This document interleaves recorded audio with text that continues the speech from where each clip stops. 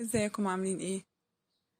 ما تنسوش الاشتراك في القناة وتفعيل الرنة عشان يوصل لكم كل جديد. يلا كده النهاردة ان شاء الله هنعمل مع بعض وصفة سهلة قوي، توست الافران، طريقة اقتصادية، بيقرمش جدا، من غير محسن، من غير بيض. ان شاء الله اعمل معاكم حركة كده في العجينة تدينا مفعول المحسن بالظبط ان شاء الله بعد ما العجينة تخمر كده. تمام، يلا كده بينا نبدأ. نسمي الله. انا هنا معايا معلقتين سكر خشن، انزل عليهم برشة ملح صغيرة، رشة ملح كده يعني على طرف المعلقة. انا معايا هنا كوباية لبن فترة دافية، حاجة بسيطة خالص. وابدأ كده ادمج المكونات وادوب السكر كده باللبن. تمام، واركنهم على جنب شوية ونخش على الدقيق بتاعنا. انا هنا معايا 3 كوبايات دقيق بنفس الكوب المعياري، كوب واحد يعني نفس الشكل، الكوباية الواحدة يبقى نفس الشكل، ما يبقاش فيه اختلاف في الكوباية بتاعة الدقيق. تمام، عشان يبقى المقدار مظبوط معانا. انزل عليهم بمعلقه صغيره خميره، يعني نص كيس خميره. لو هتضاعفي المقادير تقدري تحطي كيس الخميره كله. تمام، اقلب كده الدقيق بالخميره، واجيب اللبن بتاعي اللي انا مدوباه بالسكر برشه الملح الصغيره، وانزل عليهم وانزل على الدقيق. انا هنا معايا كوبايه لبن صغيره كده جبتها جنبي احتياطي، احتاج معلقتين منها لحد ما نشوف. تمام، انا هبدا كده اشيل المعلقه وابدا اعجن كده بطراطيف صوابعي.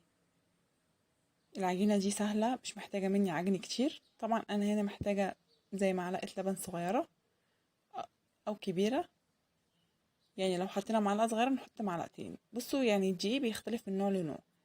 اهم حاجة العجينة تتلم معايا كده، ما يبقاش فيها حاجة ناشفة. خلاص كده العجينة اتظبطت معايا، هسيبها تخمر شوية. خلاص هي كده خمرت، سبتها تخمر زي نص ساعة. الحركة اللي انا هعملها دلوقتي دي بقى هتديني نفس مفعول المحسن. انا هنا بعد ما العجينة خمرت ضفت معلقتين سكر، جبتها وضفت عليها معلقتين سكر ومعلقتين سمنة كده مسيحاها. لو ما عندكيش سمنة حطي زبدة، المتوفر عندك، يعني يعتبر الاتنين في نفس السعر. زبدة الفرن طبعا سعرها رخيص زي ما كلنا عارفين. وابدأ ادخل السمنة اللي انا حطيتها دي او الزبدة والسكر والفانيليا كده مع بعض. وحطيت طبعا معلقة صغيرة فانيليا، لو ما عندكيش الفانيليا السايبة دي نقدر نحط كيس فانيليا. خلاص انا كده دخلت السمنة كده والسكر في العجين. ابدأ اقطع العجينة بتاعتي لأربع قطع. انا بعد ما قطعتها لأربع قطع قلت لا اكبر العجينة شوية وخليتهم على 3. انا هنا معايا ورق زبدة، هضيف على ورق الزبدة رشة دقيق، لان في انواع ورق الزبدة ما بيبقاش كويس، فنضيف عليه رشة دقيق ضمان الحاجة ما تلزقش مني. وابدأ اشتغل فيها على طول، مش هسيبها تخمر تاني ولا اي حاجة. وابدأ افرد العجينة بتاعتي بايدي من غير اي حاجة، افردها بايدي كده لان هي سلسة جدا. وابدأ كده ابطط كده والفها زي العيش الفينو، رول كده زي كأني هعمل رغيف فينو. بس هبقى الفرق ان انا همسك كل حاجة ابرمها ابطط عليها بايدي، كل حتة ابرمها ابطط عليها بايدي. وابدأ اقفله كويس، وابدأ اشيله واحطه في الصينية اللي فيها ورق زبدة اللي فيها رشة دقيق. تمام، ولازم نسيب فراغ ما بين كل رغيف والتاني.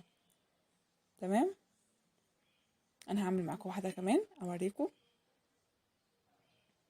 اهم حاجة بعد ما ابرم ابطط، بعد ما ابرم ابطط وابدأ اقفل كده كويس. العجينة سهلة ممتازة، حركة السمنة بالسكر دي جربوها، روعة بجد. تمام، انا خلاص اهو انزل بيه في الصينية. 3 رغيفة قدامكم اهم، اسيبهم يخمروا وارجع لكم تاني. سبتهم يخمروا زي نص ساعة لحد ما الحجم بتاعهم اتضاعف. حسيت ان حجمهم كده كبر كلهم، ودخلتهم الفرن على درجة حرارة 200 درجة عالية. استووا من تحت، شغلت الشواية خدوا لون وطلعتهم. هرجع اسيبهم يرتاحوا تاني زي 5 ساعات او ليلة كاملة. كل ما تسيبيهم يرتاحوا منك كل ما تقدري تقطعيهم من غير ما يتفرولوا ولا فرفوطة تنزل منك ولا اي حاجة. انا هنا سبتهم من بالليل للصبح لو انتي مستعجلة نقدر نسيبهم 4 ساعات 5 ساعات. طبعا احنا شفنا كويس ان احنا رشينا رشة الدقيق على ورق الزبدة، لازق لزقة بسيطة كده يعني. نبدأ كده نطلعهم من الصينية بعد ما بيردوا خالص. طبعا عشان كده بقول لكم يا ريت نكمل الفيديو للآخر، لأن كل حتة في الفيديو ليها ملحوظة. تمام يا حبايبي، أتمنى تجربوا الوصفة دي وتكتبوا لي تحت في التعليقات إن احنا جربناها وطلعت ممتازة معانا. أنا عايزة أقول لكم إن أنا في قناتي الحمد لله ما بنزلش أي وصفة غير لما أكون مجرباها ومتأكدة 100% إن هي تتظبط معاكم. غير كده ما بنزلش أي وصفة في قناتي. أبدأ أقطع التوست بتاعي، طبعا هو مرتاح مني والعجينة باردة. احنا مش بنشوف في الأفران واحنا معديين كده على أي فرن نلاقيه عامل التوست الرغيف الكبير وحطه على جنب راكنه بره في الهوا يرتاح أو يبرد، عشان لما يجي يقطعه يبقى كده بنفس المنظر ده معاه ما يفرولش. لكن احنا كستات بيوت نيجي نعمل الحاجة ما بنصبرش عليها، ما بتظبطش معانا، لازم نصبر عليه يبرد كويس جدا. نبدأ نقطعه بسكينة كده تكون حامية يا إما مشرشرة، أهم حاجة تكون حامية. هو هيتقطع معايا سهل لأن هو يعني متهوي وكويس مش سخن. أجيب كده الصينية بتاعتي وأبدأ أرص التوست واحدة كده جنب واحدة